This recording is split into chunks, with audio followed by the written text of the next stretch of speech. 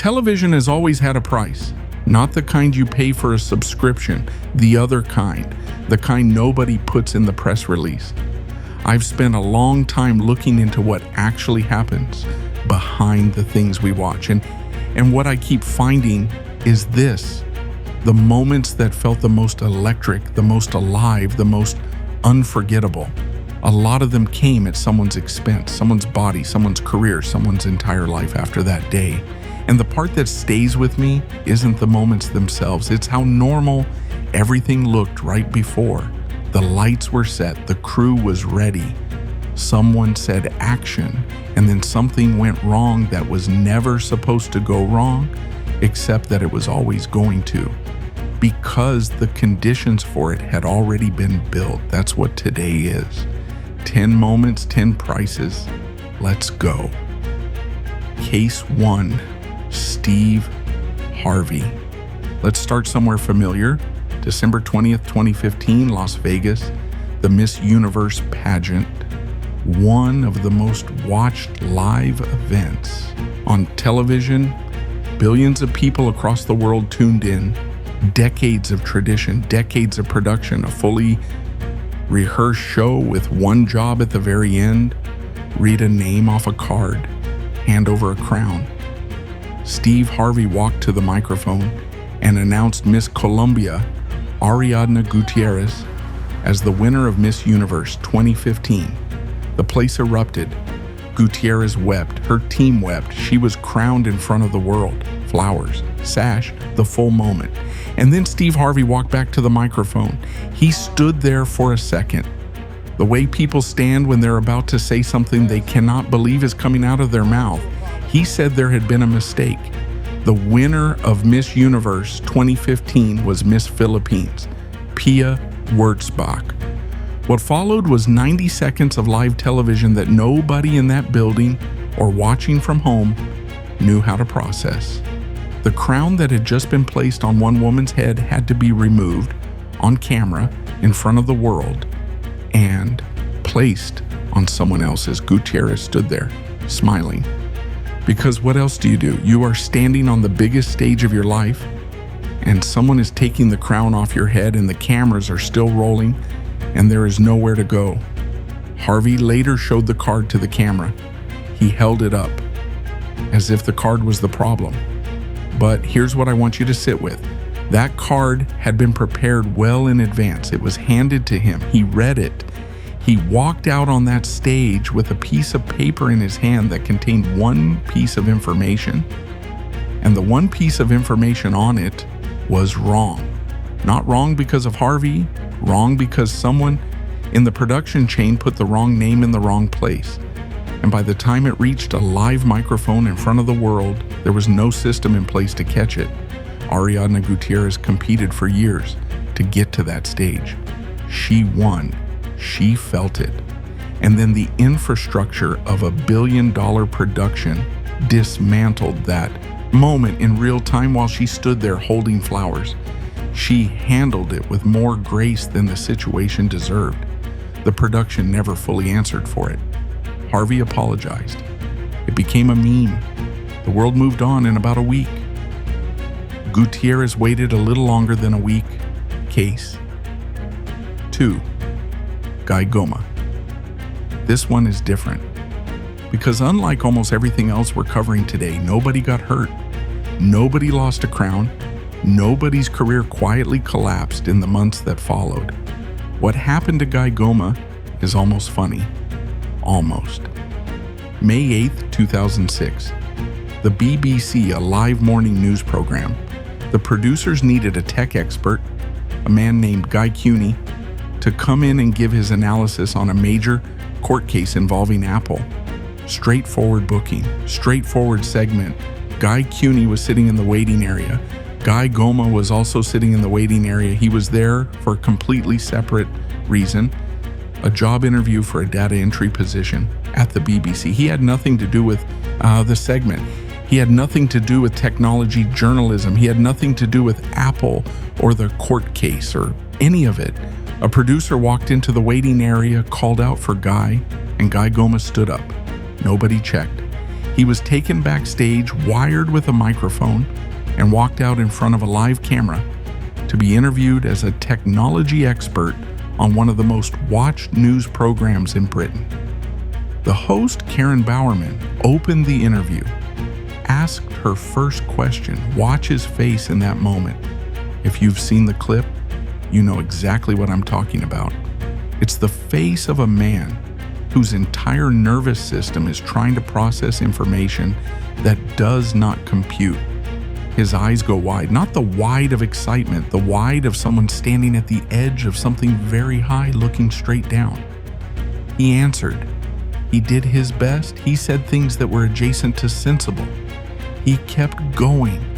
For almost 2 full minutes, Guy Goma sat in front of a live BBC camera and gave his analysis on a subject he had never studied, never researched, and had approximately 0 qualification to speak on. The real Guy Cuny watched the whole thing from the waiting room on a monitor. When it was over and the producers realized what had happened, what they had done, the thing that strikes me most is this. They didn't just put a stranger on live television by accident. They put him there without once stopping to confirm they had the right person. In a building full of systems and producers and sign-in sheets and security passes, nobody checked.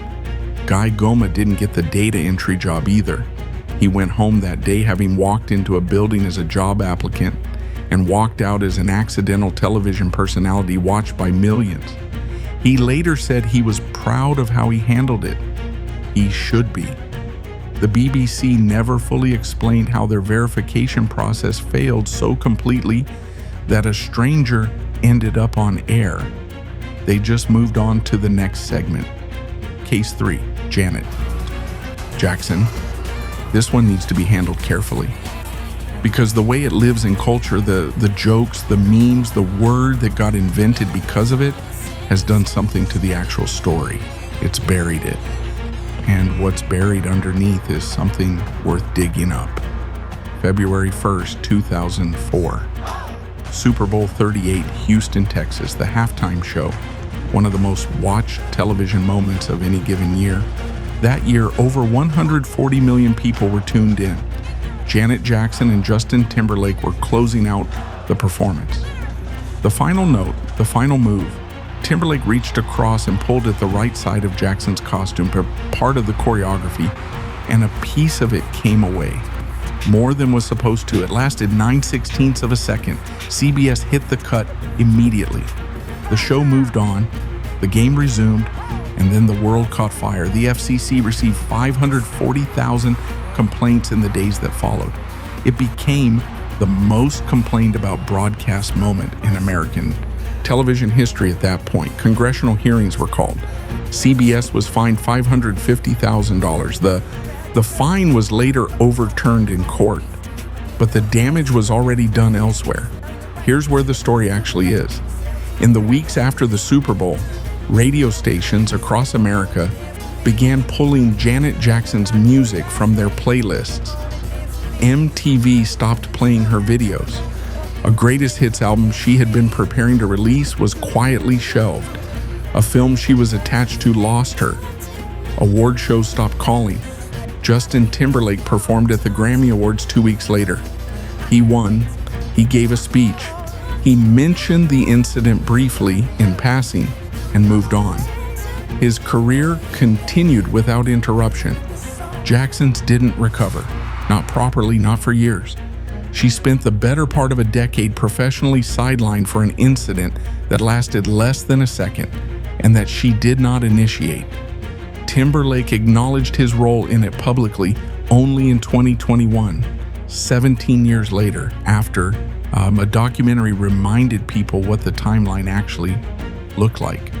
What I want you to think about is this. 2 people were on that stage, one moment, one piece of fabric, and somehow the weight of it, all of it, landed entirely on one of them. That's not an accident of choreography, that's something else. Something the screen was very good at making invisible for a very long time. Tier 2, Case 4, Ryan Stock. This one happens in real time, in front of judges, in front of a live studio audience, in front of millions of people watching at home. And unlike almost everything else we're covering today, there is no delay, no cut, no moment where a producer makes a decision about what you get to see. You see all of it. Ryan Stock is a professional stuntman. He and his fiancée, Amber Lynn Walker, performed together.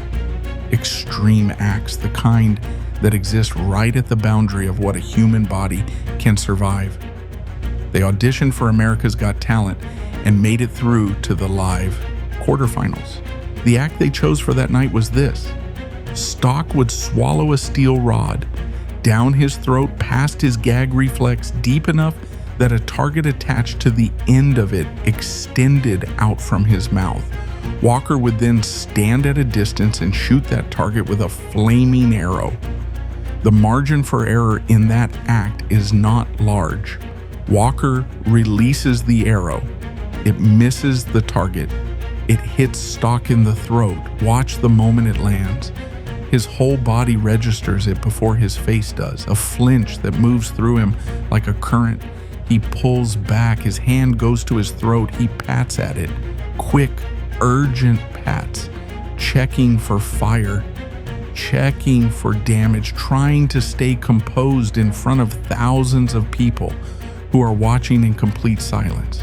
The judges don't speak. The audience doesn't move. Nick Cannon crosses the stage and tells everyone Stock is okay. I'm okay. Stock stays standing. He keeps it together because that is what professionals do. They absorb the moment and give the room somewhere to land. But here's what I want you to think about. That act, a flaming arrow fired at a steel rod extending from a man's open throat, was reviewed, approved, and cleared for live broadcast by the producers of one of the most watched talent shows on American television.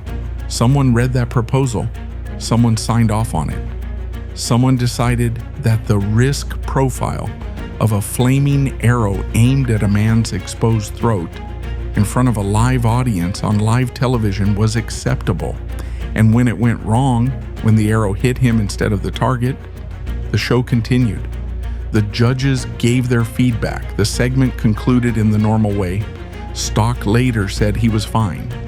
What nobody really asked, what the coverage the next day quietly moved past, is what the conversation looked like in the production meeting where that act got the green light, what the threshold was, what would have had to be on that proposal for someone to say no. Case 5. Anthea Turner. This one happened on a children's program. I want you to hold that while I walk you through it. Anthea Turner is a television presenter. In the late 1980s, she is hosting a live BBC children's show called UP2U, the kind of program built around color and energy and the specific joy of watching things happen in real time. The audience watching at home are children. Saturday morning, families. The kind of television that is supposed to be the safest thing on the schedule. The show takes Turner on location to a British Armed Forces pageant, a military event. Impressive, photogenic, exactly the kind of backdrop that makes for good children's television. A motorcycle stunt is planned as part of the segment. Turner is sitting on the back of a truck, watching, presenting to camera. What happens next is a failure of communication so basic that it is almost difficult to understand how it occurred in a professional broadcast environment. The pyrotechnics, the charges set up as part of the stunt, fire at the wrong moment. They fire directly into her face. She is set on fire, on camera, on a children's program, on a Saturday morning. The families watching at home see it happen. The children watching at home see it happen. And because it is live, because that is the nature of what live television is, there is no intervention, no cut, no protective layer between the moment and the audience receiving it. Turner suffers burns. She loses her hearing temporarily.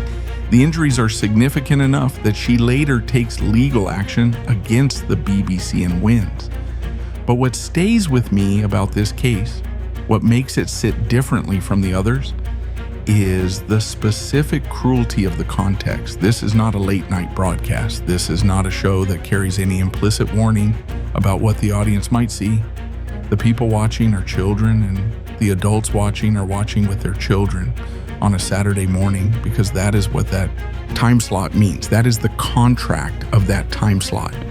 And inside that contract, inside that specific promise of safety, a professional production allowed a presenter to sit in the path of live pyrotechnics without confirming the timing, without a protocol, without someone whose specific job it was to say, wait, is she clear?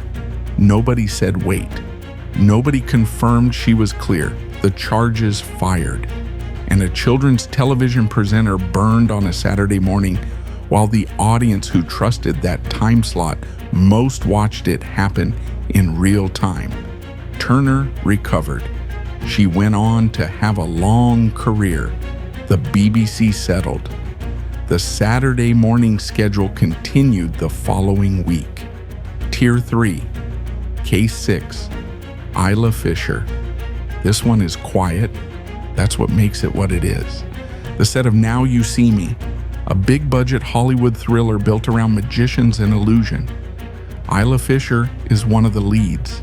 The scene requires her character to be submerged in a tank of water, shackled, and to escape while calm. The clock runs down, the production builds the tank, the production designs the restraints. The production has safety divers on standby. Standard procedure for underwater sequences involving actors. Fisher rehearses. She knows the sequence, she knows the timing, she goes under, and then something goes wrong with the restraints. The shackles that are supposed to release don't. Fisher is underwater, restrained, and she cannot get free. She tries. The mechanism isn't responding. She tries again. At some point in those seconds, and underwater seconds have a different weight to them, a different texture. She makes a decision. She looks toward the camera that is filming her through the glass of the tank. She points at it, not the way you point when you're performing, the way you point when you need someone to understand something is wrong right now. An urgent, direct, unambiguous signal aimed at the one place where she knew human eyes were watching.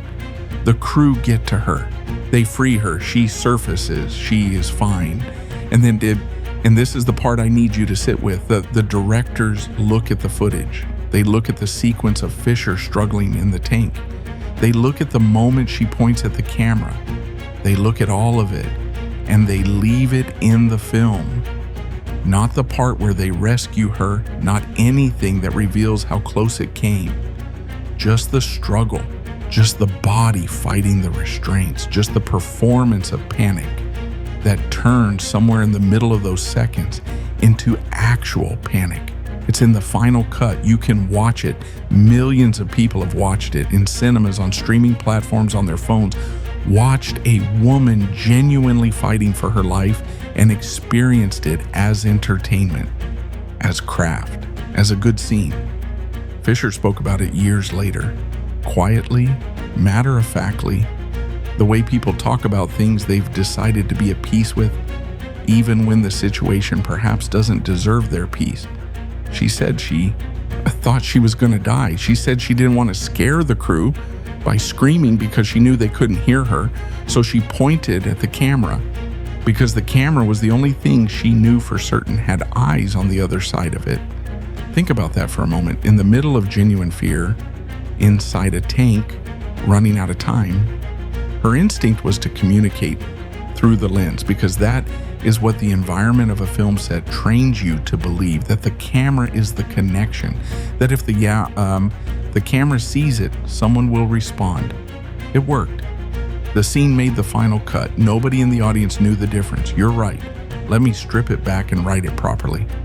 Case 7, Art's goal, rewrite. Some stories don't have an ending, and I don't mean that loosely. I mean there is a point in this one where the information simply stops, where you reach the edge of what is known, and there is nothing on the other side of it. No closure, no final frame, just open water.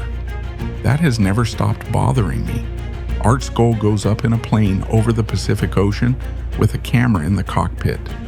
He is there for Top Gun, capturing the kind of in-flight footage that makes you feel like you're inside the aircraft. The kind of footage that no technology at the time could fake. You needed a real plane, real altitude, and someone who genuinely knew what they were doing at the controls, and Scholl knew what he was doing. He radios in mid-sequence. He says he has a problem, that he cannot pull out of the spin. Then the radio goes quiet. They search the Pacific, properly search it. They find nothing, not the plane, not the camera, not him. He is still out there. And what gets me, what I keep returning to, is that somewhere at the bottom of that ocean is a camera that was rolling, that captured whatever those final seconds looked like from inside the cockpit of a plane that couldn't recover. Nobody has seen that footage. Nobody ever will. Top Gun made $356 million, won an Oscar. His name is in the end credits. Small, quiet, easy to miss if you get up before the scroll finishes. That's where Art Skull lives now, in the fine print of a film that couldn't have been made without him. You're still here, I noticed that. Most people are by this point, not because the content was comfortable, but because something in it wouldn't let them look away. That's not an accident either. That's just what the truth does when you give it enough room. What I want to leave you with is an outrage. Outrage is easy. Outrage comes and goes and changes nothing, and feels like something while it's happening and then dissolves. You felt it before. You'll feel it again. What I want to leave you with is something quieter than that. The next time you watch something, anything, a live broadcast, a film, a show, a commercial, the next time something on a screen moves you or thrills you or makes you catch your breath, just hold it for a second. Hold the awareness that behind that screen is a chain of decisions. People in rooms making calls, calculations about risk and cost and what the shot needs and how far the boundary can be pushed before something gives. Most of the time, nothing gives. Most of the time, the shot works and the broadcast runs clean and everyone goes home and nobody watching ever has to think about what it took to make that moment happen. But sometimes it's 2 a.m. in a river in California, and the cameras are still rolling